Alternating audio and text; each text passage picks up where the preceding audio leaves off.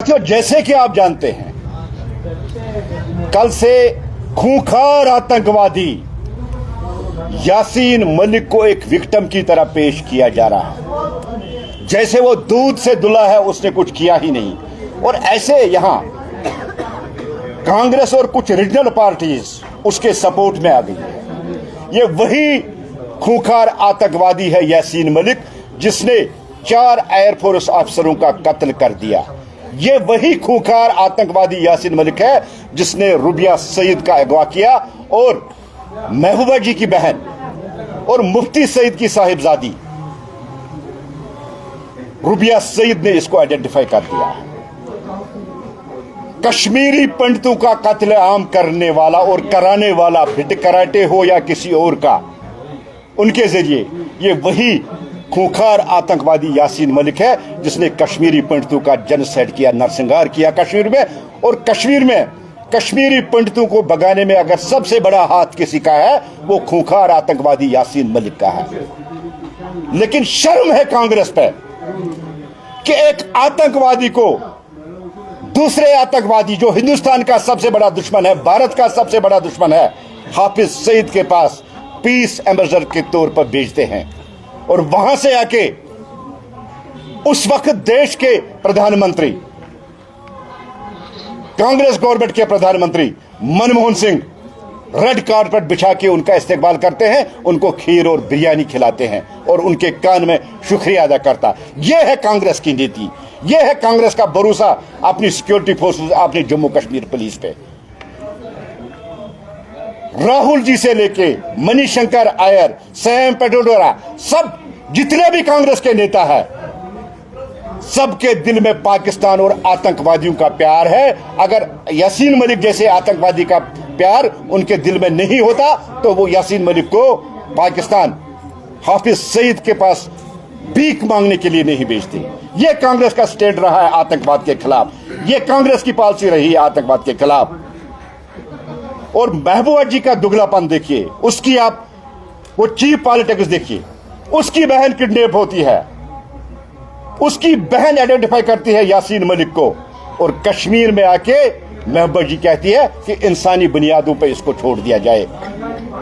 किसको छोड़ दिया जाए? जिसने कत्ले आम किया, जिसने कश्मीर को जला दिया, जिसने कश्मीर में अरबों रुपयों का नुकसान किया, जिसने कश्मीर में बच्चों को मरवा दिया। ये वही यासीन मलिक है जो फतवे निकालता था कश्मीरी पंडितों को यहां से भागो। ये वही यासीन मलिक है जिसने टिकलाल टिपलू जैसे कश्मीरी पंडित के लीडर का कत्ल करवा दिया और सैकड़ों कश्मीरी पंडितों का इसने कत्ल करवा दिया, और जिसको हम कहते हैं नरसंहार, यासीन मलिक ने करवा दिया। और कांग्रेस गवर्नमेंट क्या करती है? कांग्रेस गवर्नमेंट रेड कारपेट बिछा के इसको पार्लियामेंट और पीएम हाउस तक ले जाती है और इसका शुक्रिया अदा करती है कि मिस्टर आतंकवादी, आप सबसे बड़े आतंकवादी से मिले और हमारी बात की। यह कांग्रेस की नीति है।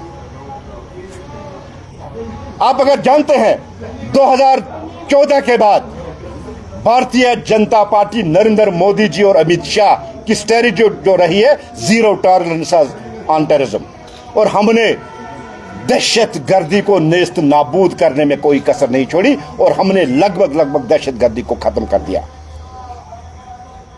एक तरफ कांग्रेस आतंकवादी को आतंकवादी के पास पीस एम्बेसडर बन के भेजता है और पॉलिसी देखिए उनकी। दूसरी तरफ भारतीय जनता पार्टी जब ओडी होता है तो सर्जिकल स्ट्राइक होती है, जब पठानकोट होता है तो एयर स्ट्राइक होती है, जब लथपोरा होता है, जब पहलगाम होता है तो ऑपरेशन सिंदूर के जरिए 100 किलोमीटर अंदर घुसकर 9 दहशतगर्दों की फैक्ट्रियों को तबाह व बर्बाद कर दिया जाता है। यह है लीडरशिप, इसको लीडरशिप कहते हैं। देश की एकता, देश की अखंडता, देश की सिक्योरिटी के लिए देश के प्रधानमंत्री कभी कंप्रोमाइज करने वाले नहीं है। हमने पाकिस्तान को घुटनों के बल झुका दिया। और ये जो बड़े बड़े आतंकवादी है, हाफिज सईद हो, सलाहुद्दीन हो, अजहर मसूद हो, जितने भी बड़े बड़े आतंकवादी है, चूहों की तरह आज बिल में छुपे हैं। हिम्मत नहीं है बाहर निकलने की ऑपरेशन सिंदूर के बाद। लेकिन कांग्रेस, शर्म नहीं आती है कांग्रेस को। कल ही राहुल जी के सैम अंकल ने स्टेटमेंट दिया कि पाकिस्तान मेरे घर जैसा है। हमेशा कांग्रेस की पॉलिसी रही है पाकिस्तान के साथ दोस्ती और पाकिस्तान दहशतगर्दों को खीर खिलाना और दहशतगर्दों को बिरयानी खिलाना, यह कांग्रेस की पॉलिसी रही। लेकिन भारतीय जनता पार्टी, जिनकी पॉलिसी है दहशतगर्दी को नेस्त नाबूद करना, दहशतगर्दी को खत्म करना और जीरो टॉलरेंस दहशतगर्दी पे करना, हमने पानी बंद किया, हमने दूसरी चीजें बंद की, ताकि दहशतगर्द मुल्क को यह एहसास हो कि मैं गलत कर रहा हूं, मैं जम्मू कश्मीर में दहशतगर्दों को भेज रहा है। आप देखिए कांग्रेस के टर्म में मुंबई अटैक होता है और भी सीरियल अटैक्स होते हैं, लेकिन 2014 के बाद एक भी अटैक हिंदुस्तान में नहीं होता है। यह है नरेंद्र मोदी जी वाली गवर्नमेंट, यह है हमारे होम मिनिस्टर, हमारे डिफेंस मिनिस्टर की दृढ़ता, इच्छा उनकी दहशतगर्दी के खिलाफ लड़ने के लिए। कांग्रेस को शर्म आनी चाहिए, माफी मांगनी चाहिए कांग्रेस को देश से कि उन्होंने एक आतंकवादी को दूसरे आतंकवादी के पास भेजा अमन की भीख मांगने के लिए। भारतीय जनता पार्टी इसको किसी भी हालत में बर्दाश्त नहीं करेंगे। हमें दहशतगर्दी मिटानी है, दहशतगर्दी मिटाएंगे। दहशतगर्दों के लिए एक ही उसूल है, या जेल या मौत, वो उनको मिलेगी। Thank you. अल्ताफ साहब, जैसे कि आपने कहा कि आतंकवादियों की कोई जगह नहीं है, लेकिन पीडीपी एनसी दोनों यहाँ पे बोल रही है कि अगर यासीन मलिक है shunt the path of violence, तो उनको एक चांस मिलना चाहिए। देखिए, यही एक जो सवाल कल से आप देख रहे हैं कि महबूबा मुफ्ती जी ने जो एक पत्र हमारे गृह मंत्री माननीय अमित शाह जी को लिखा है, जिसमें साफ तौर से वो एक रहम की उनसे भीख मांग रहे हैं। लेकिन मुझे लगता है कि एक चीप पॉलिटिक्स जिसको हम कहेंगे, नेशनल कॉन्फ्रेंस पिछले 25 से 30 साल से करती आ रही है और आज पीडीपी भी अब उसी चीज़ में, उसी राही अमल पे आ रही है। आप बताइए कि अगर वो यहाँ से रहम की भीख मांग रहे हैं, यहाँ से ही आपने देखा कुछ वक्त पहले उन्हीं की बहन जो कि हमारे कोर्ट में जाके आइडेंटिफाई करती है जम्मू कश्मीर JKLF के जो लिबरेशन फ्रंट के चीफ, इनको आइडेंटिफाई करती है कि उनका ही जो अपहरण है, अगवा किया था इसी यासीन मलिक ने।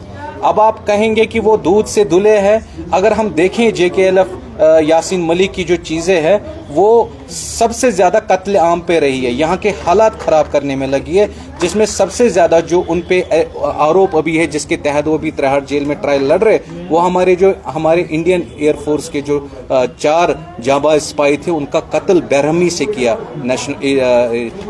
यासीन मलिक ने। तो कहीं ना कहीं आज ये जो दोगलापन है, यहाँ से आप उसको आइडेंटिफाई करती है, यहाँ से लोगों को दिखा रही है अब मैं एक रहम की भीख मांग रही हूँ, ये एक चीप पॉलिटिक्स है और जो कश्मीरी आवाम और जम्मू कश्मीर की आवाम को समझ आनी चाहिए।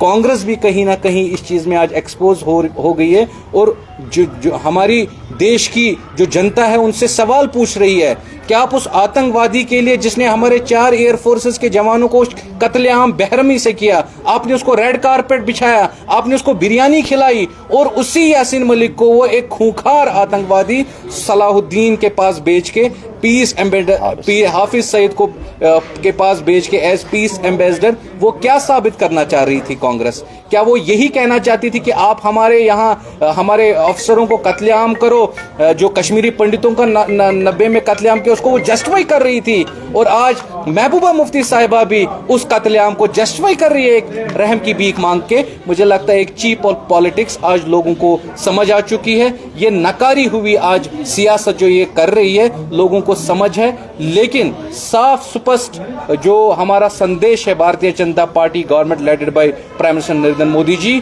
जो जीरो टॉलरेंस पॉलिसी रखी गई हमारे देश में, और आज आपने देखा कि आज आतंकवाद का कहीं पर नेबो निशान कश्मीर में नहीं है। हमारे पास जितने भी वार हुए हैं कांग्रेस में, आप देखिए कभी बदले की भावना से आज तक हम उसमें कामयाब नहीं हुए, लेकिन इस 10 सालों में प्रधानमंत्री जी ने बड़े ऐसे काम किए जिसकी वजह से पाकिस्तान जैसा मुल्क पूरी दुनिया में बेनकाब हुआ है। तो ये साफ स्पष्ट संदेश है, हम टेररिज्म के उसको बर्दाश्त नहीं किया जाएगा। जहां से भी टेररिज्म का सर निकलेगा उसको कुचल दिया जाएगा। कल से जो ये एफिडेविट के बाद जो पॉलिटिकल स्टॉर्म चल रही है, कांग्रेस को इसमें ब्लेम किया जा रहा है। कांग्रेस का भी कहना है कि अगर अटल जी इनसे मिल सकते हैं तो हमारे मिलना कैसे देशद्रोह? देखिए, मिलने और मिलने में फर्क है। दहशतगर्द आके लीडरशिप से मिलेगी और कहेगी हम वायलेंस छोड़ देते हैं, वो अलग बात है।